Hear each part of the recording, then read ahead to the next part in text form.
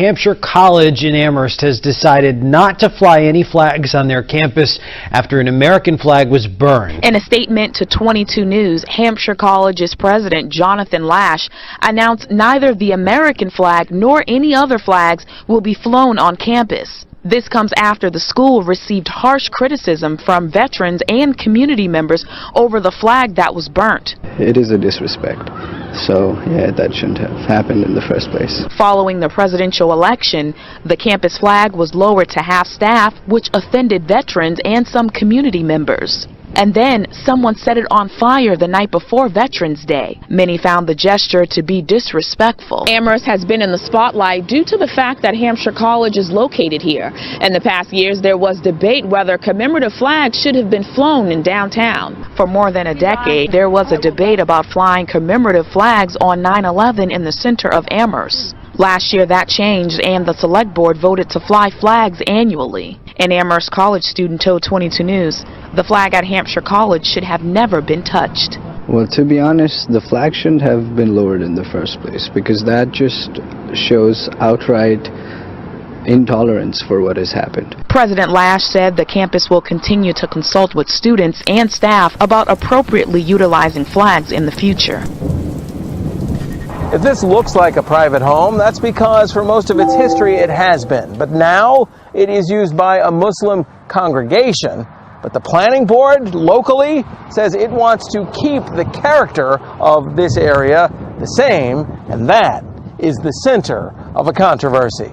In this New Jersey neighborhood, you're likely to see no shortage of American flags in front of most buildings, including homes. That's certainly true here as well, where there's also a sign in the front yard, proud to be an American. But the proud Americans here have just turned to the American judicial system regarding their house of worship. As their name on their mailbox implies, the Islamic Society of Basking Ridge owns this lot, and this house is actively used for worship. This is the building the Islamic Society wants to build here in a part of Basking Ridge, zoned for houses of worship. In fact, the proposed mosque and community center is on Church Street, named after this nearly 200-year-old Presbyterian congregation nearby. People who live and work nearby point out one of the biggest reasons the local planning board rejected the Muslim congregation's proposal after nearly 4 years and 39 hearings in which the congregation kept altering their building plans to fit the requests of the township.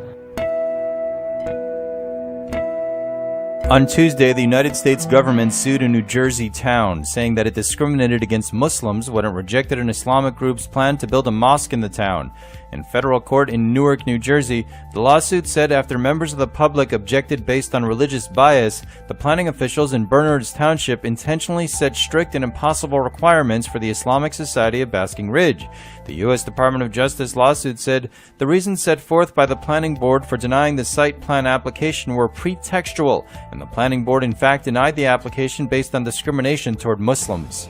7 Muslim men who formed a Sharia street patrol have been acquitted by a German court, which ruled they didn't break any laws against wearing political uniforms. The so-called Sharia police group first made headlines in September 2014. That was when, wearing orange vests, the men started to patrol the streets of the city of Wuppertal. They demanded that people stop drinking, stop gambling, and stop listening to music. The court claimed that they could only have broken the law if the uniforms were, quote, suggestively militant or intimidating. Maximilian, if I can come to you, what do you think of the court's decision here? The court's decision shows that the German legal system is not prepared for the new problems we have through the mass immigration of Muslims. So the court couldn't decide another way just because the laws aren't prepared on the new problems we are faced with. Yeah, but in this particular case, they weren't actually causing any problem, weren't threatening anyone particularly. You could say it's free will. You should be able to say what you want to do, what you want to do. In fact, they were so harmless in this case, I say in inverted commas, people even mistook them for a bachelor party. I mean, was it so bad what they were doing? I don't think that it's like a bachelor party. So imagine you go across the street and you listen to music, and then you get offended by 4 or 5 men in orange suits, and they tell you don't do that, stop it. I mean, that's very intimidating and very aggressive. But that's the point. So the German society and the legal system has no weapons to protect the liberty of the citizens.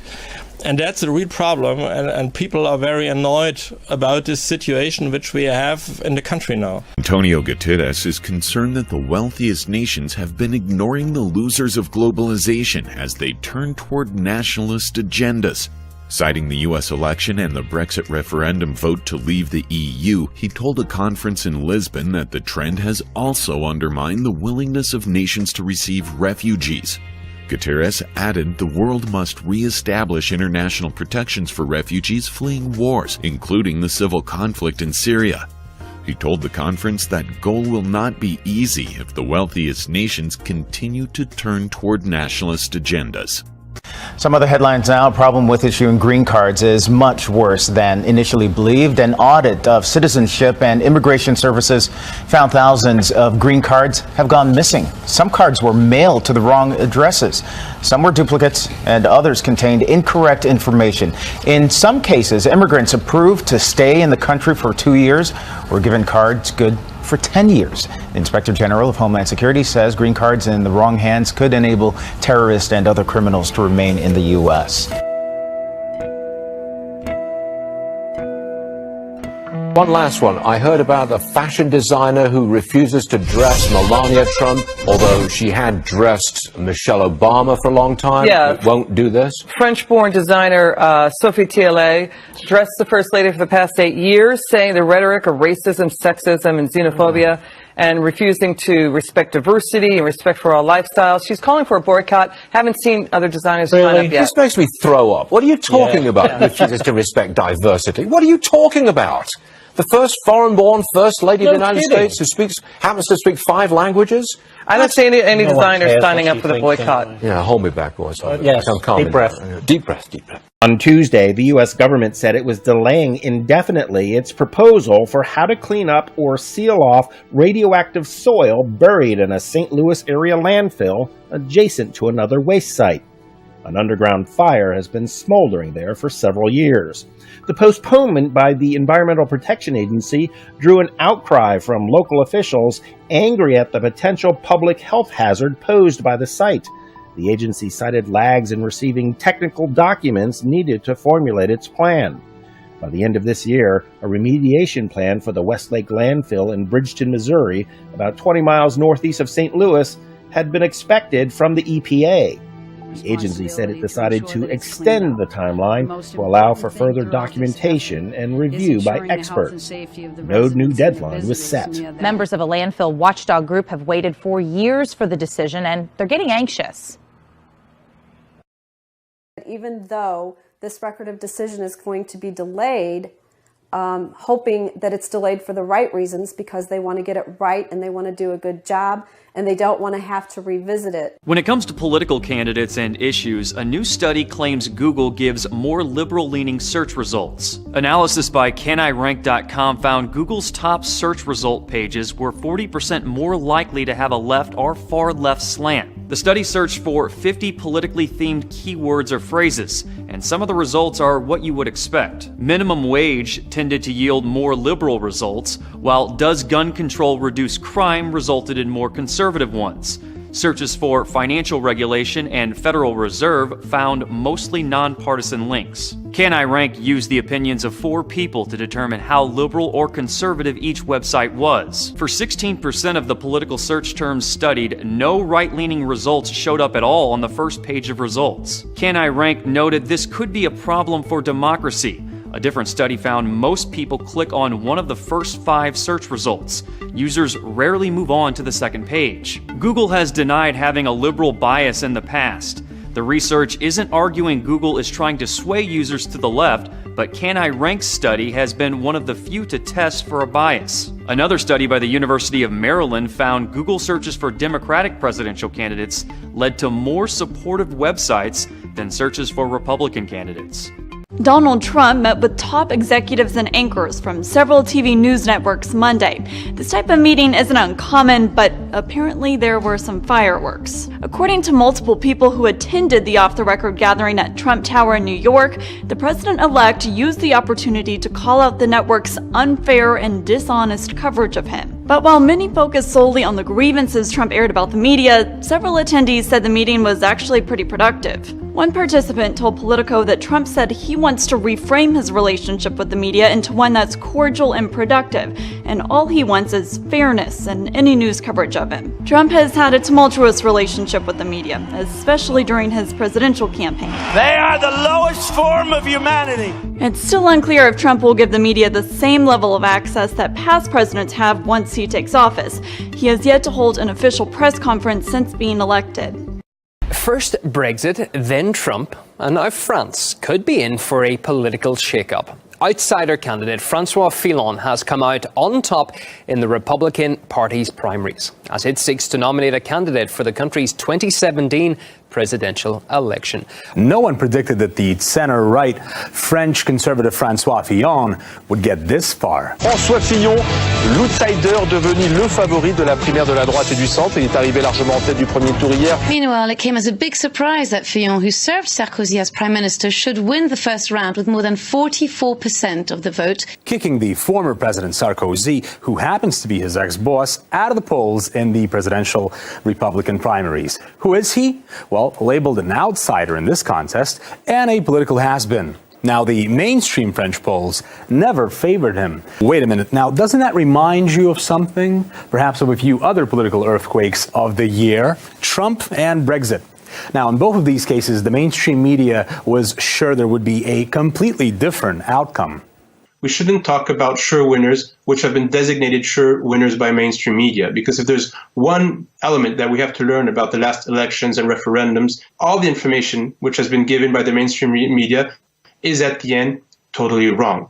And when I say totally, I'm saying that we're talking about 98% of the mainstream media, which were saying that Clinton is going to win, for example, or that Brexit will never win. The mainstream media is not journalism, but politics. President Vladimir Putin has warned that Russia could take countermeasures if it felt threatened by NATO. Putin issued the warning in an interview with US filmmaker Oliver Stone for the Igor Lapatanak-directed documentary Ukraine on Fire. It's a film that's described as revealing the historical premise of the ongoing Ukrainian crisis, its current political backstage, and its dangerous potential for the world. Oliver Stone is credited as executive producer and having conducted interviews. Ей уже очень трудно сопротивляться давлению со стороны такой крупной страны, лидера НАТО, как США. И там легко может появиться все, что угодно. Система противоракетной обороны, и новые базы, и если потребуются, и новые ударные комплексы. А нам что делать? Мы должны в этой связи предпринимать контрмеры, то есть ставить под удар наших ракетных систем те объекты, которые, по нашему мнению, начинают нам угрожать. Ситуация напрягает.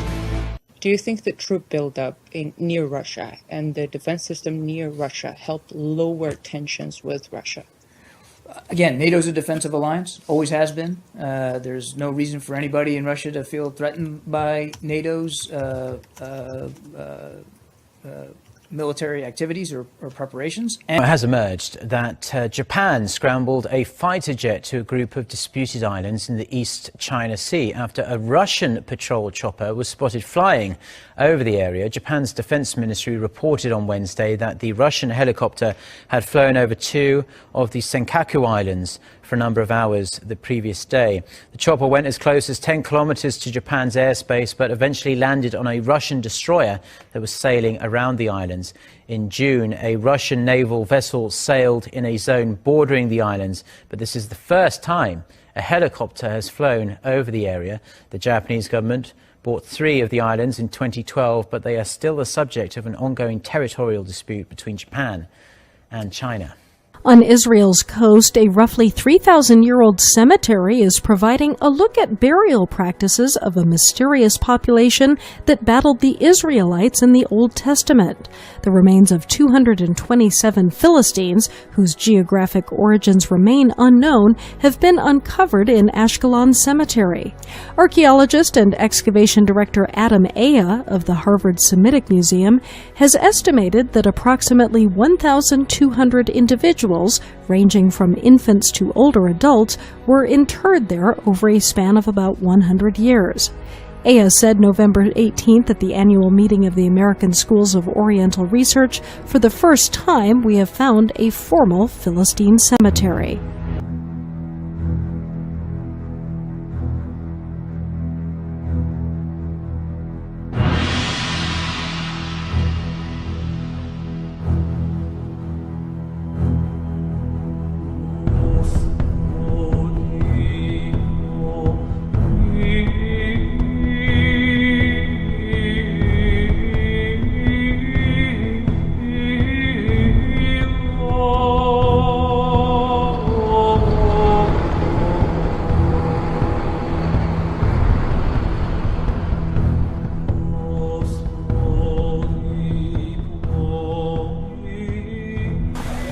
A late-season storm in the Caribbean has been upgraded to a hurricane as authorities in Panama reported at least 4 people had been killed and several were missing.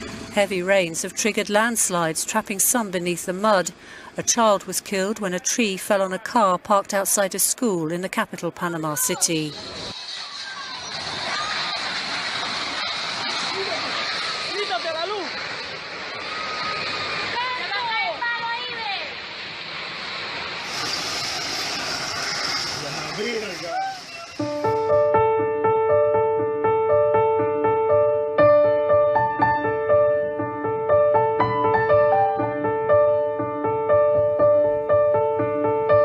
I was shook up and broken, and I couldn't even go and look in the deep freezers right away because my heart couldn't take it.